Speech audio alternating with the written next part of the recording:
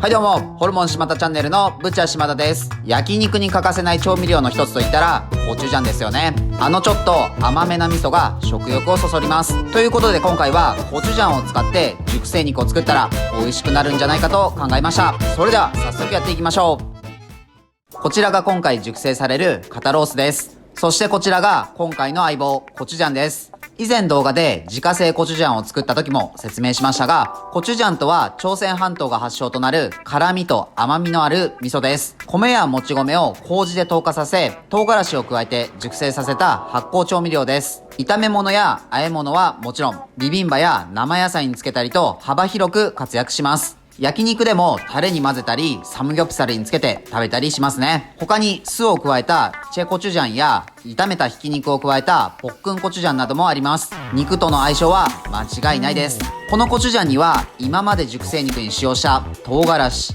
食塩、麹に加え玉ねぎ、大豆、ニンニクも入っているので、このコチュジャンを使えばそれぞれいいとこ取りをしてハイブリッドな熟成肉ができるはずです。それでは早速やっていきましょう。まずはいつものようにバットに網を敷いて、その上に布を置きます。そこにコチュジャンを塗ってお肉をセットします。そしてお肉にヘラを使って塗装していきます。赤いオーラを放ってる感じがしてかっこいいです。これを冷蔵庫に入れて1ヶ月待ちます。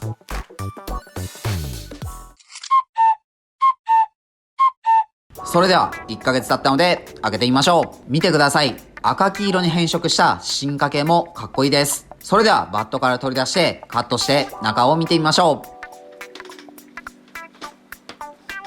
今まで黒っぽく変色するのですが、今回は所々黄色っぽく変色しています。周りをトリミングしていきます。今回も同じブランド産地の1ヶ月真空保存したお肉を用意しました。普通のお肉より焦げやすいため、水飴などの糖がお肉に浸透していることがわかります。比べてみると身が引き締まっているのがわかります。それでは食べてみましょう。いただきます。今日はクロアのトラボルタを飲んでみます。このシリーズは何度か紹介しているのでわかる方もいるのではないでしょうか。なんといってもラベルに書いてある詩が特徴的ですよね。抜粋すると、愛の給油所に長蛇で並ぶ孤独な現代人たちにそっと寄り添い、麦芽猫は囁く。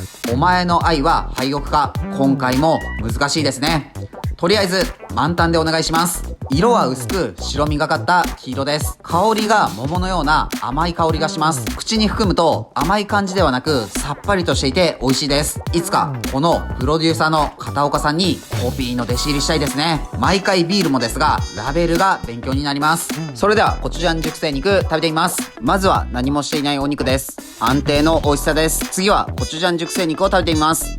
コチュジャンにはいろいろな材料が含まれているので美味しいです。一番はやっぱり味噌の風味がします。食感はハムっぽくて身が締まっているのですが、ほぐれる感じの歯切れなので硬さなどは特に感じません。味噌、米麹、ぬかなど米由来のものは全体的にお肉を柔らかくしている印象です。お肉に味がしっかりとついていて、周りをトリミングしてここまで味がするので、外側は相当しょっぱいと思います。ネギダレにも合いますし、わさび醤油でさっぱりさせても美味しいです。味噌、塩、唐辛子、ニンニクといろいろ混ざった調味料だったので、味に奥行きが出てとても美味しかったです。ごちそうさまでした。はい、本日の動画は以上です。最後までご視聴ありがとうございます。コチュジャン熟成肉いかがでしたか？合わせ技でやってみても美味しくできそうですね。自分たちは群馬県前橋市と高崎市でホルモン島田というホルモン屋をやっています。群馬には美味しいお肉を食べられるお店がたくさんあるので、もし群馬に来た際はいろいろ探してみてください。この動画がいいなと思いましたらチャンネル登録、高評価よろしくお願いします。